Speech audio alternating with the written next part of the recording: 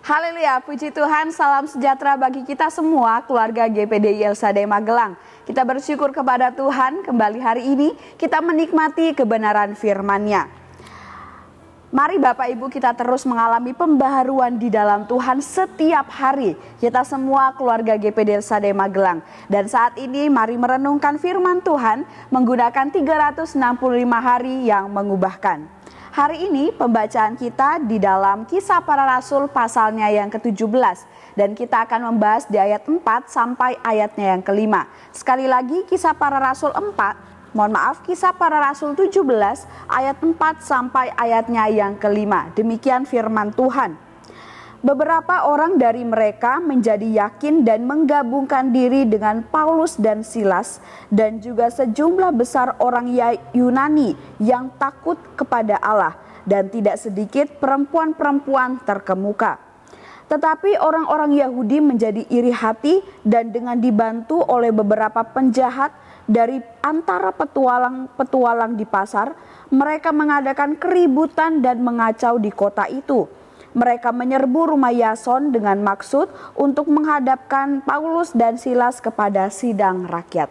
Puji Tuhan, Bapak Ibu yang diberkati oleh Tuhan, di sini kita mendapati lanjutan kisah perjalanan Paulus dan pada saat itu dia ditemani oleh Silas dan semua pelayanan serta penderitaannya bagi Kristus selama dia melayani. Dan khususnya dalam perikop ini kita mendapati Paulus ini memberitakan Injil dan mendapat perlawanan di Tesalonika, sebuah kota lain di daerah Makedonia.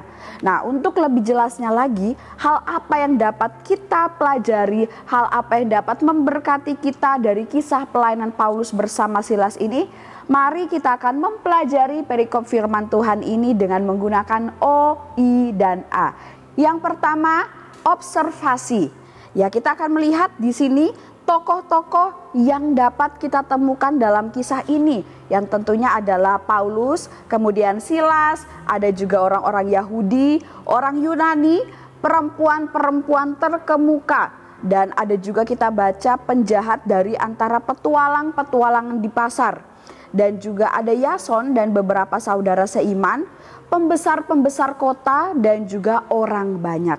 Nah, ini adalah sejumlah tokoh-tokoh yang ada di dalam kisah ini, yang terlibat dalam kisah ini. Dan kita akan melihat apa sebenarnya peristiwa yang terjadi di dalam kisah ini.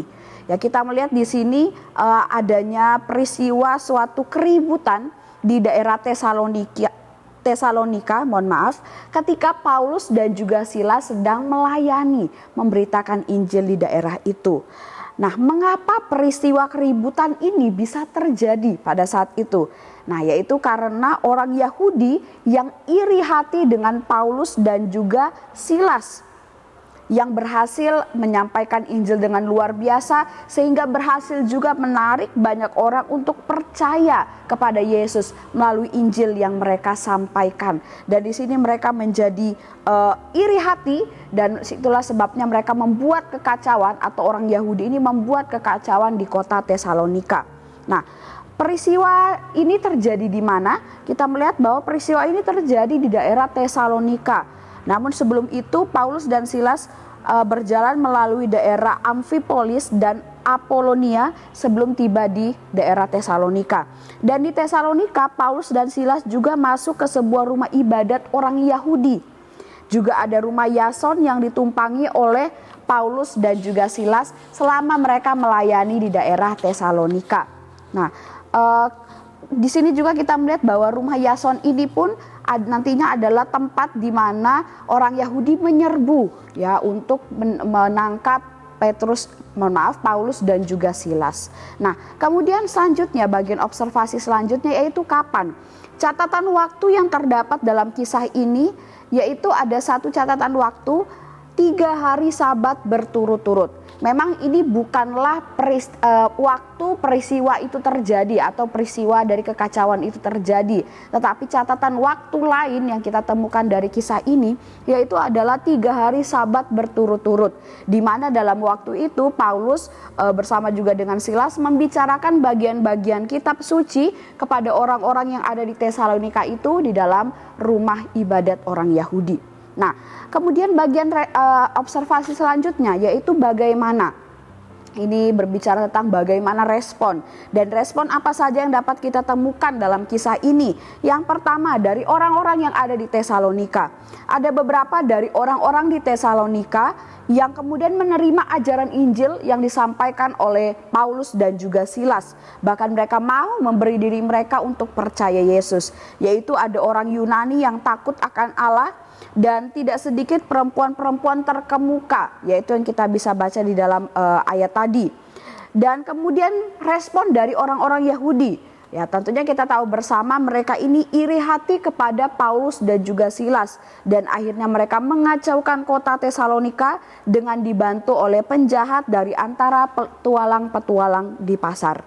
Nah, kemudian dari Paulus dan Silas sendiri, seperti apa respon mereka? Memang mereka tidak ditemukan oleh orang Yahudi ketika orang Yahudi ini hendak menangkap mereka. Tetapi bukan berarti mereka kabur karena bersembunyi atau ketakutan.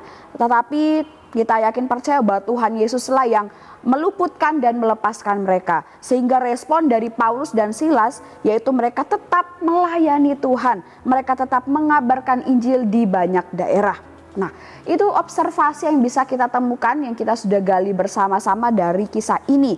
Kemudian bagian selanjutnya yaitu interpretasi. Nah, dari kisah ini hal apa yang dapat menjadi pelajaran bagi kita semua?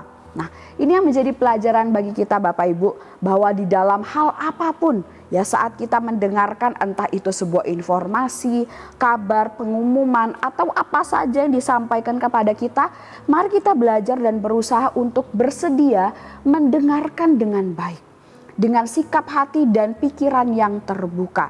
Orang yang mendengarkan dengan baik akan dapat memahami dengan baik juga, dan pada akhirnya mereka akan mengerti makna dan tujuan atau arti dari pesan atau hal apapun yang mereka dengarkan. Oleh sebab itu dari renungan hari ini kita belajar bersama-sama yaitu tentang menjadi pendengar yang baik dan benar tentunya. Nah, apalagi Bapak Ibu jika yang disampaikan itu adalah firman Tuhan.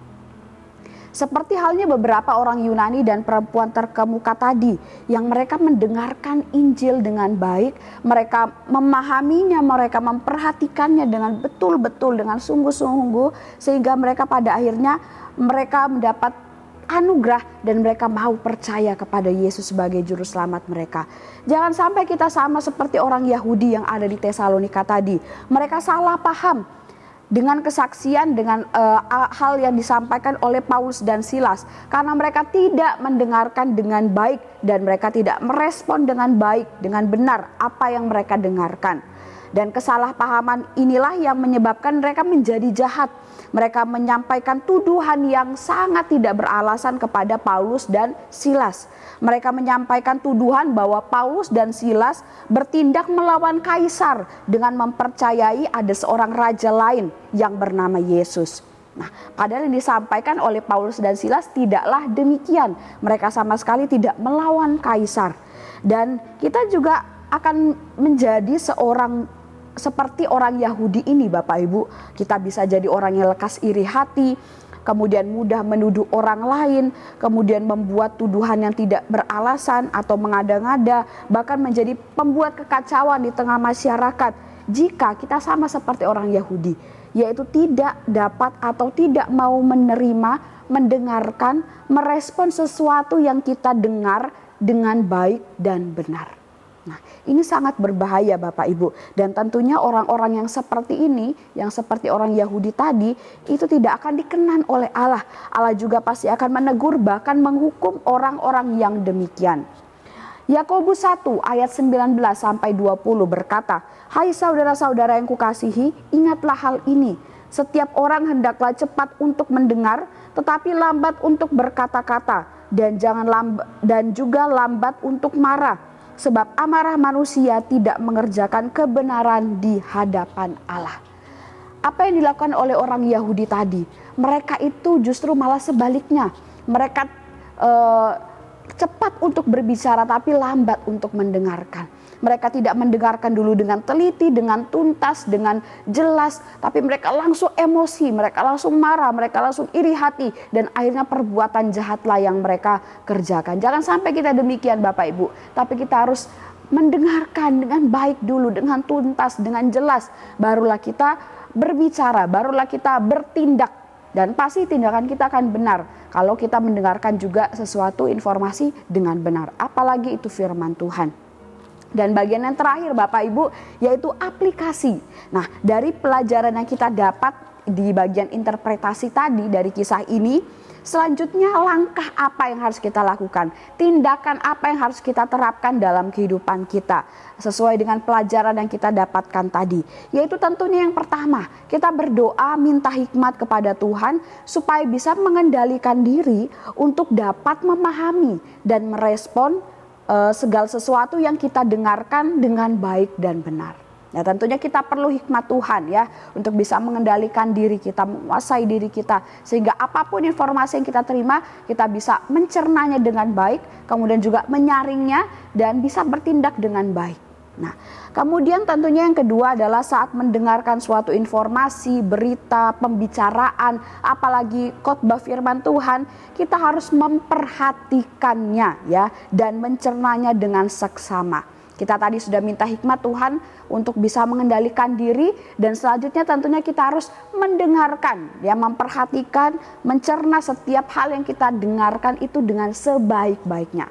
Nah, tentunya dari hal itu kita pun juga dapat mengerti suatu hal yang disampaikan kepada kita, dan itu pun juga akan membantu kita untuk bertindak benar ke depannya. Nah, Bapak Ibu yang diberkati oleh Tuhan, dari renungan firman Tuhan hari ini kita sama-sama belajar, mari menjadi pendengar-pendengar yang baik dan benar dalam hal apapun, terutama dalam mendengarkan firman Tuhan. Puji Tuhan, Tuhan Yesus memberkati kita semua. Terima kasih bagi Bapak Ibu yang telah mengikuti renungan 79, kiranya dapat menjadi berkat bagi kita semua. Bagi Bapak Ibu saudara-saudari yang ingin didoakan untuk pokok doa tertentu, baik yang ingin menceritakan kesaksian mujizat, mujizat kesembuhan, pemulihan masalah keluarga dan lain-lain, dapat disalurkan melalui chat WhatsApp di nomor 0813 2742 0088. Mari kita akan bersama-sama berdoa mengakhiri renungan hari ini.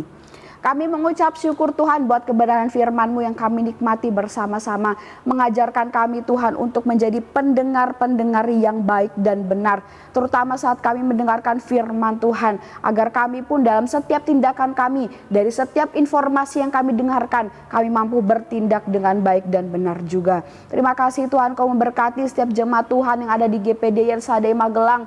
Biarlah hidup kami semakin hari kami semakin cinta Tuhan dan semakin setia melayani Tuhan. Tuhan, berkatilah keluarga GPD Yelsadai Magelang hidup dalam kasih. Kiranya kami sabar, murah hati, tidak cemburu, tidak memegahkan diri, tidak sombong, tidak melakukan yang tidak sopan, tidak mencari keuntungan diri sendiri. Kami aminkan setiap firman-Mu ini dalam hidup kami. Kami terima dengan penuh sukacita dalam nama Yesus. Haleluya. Amin.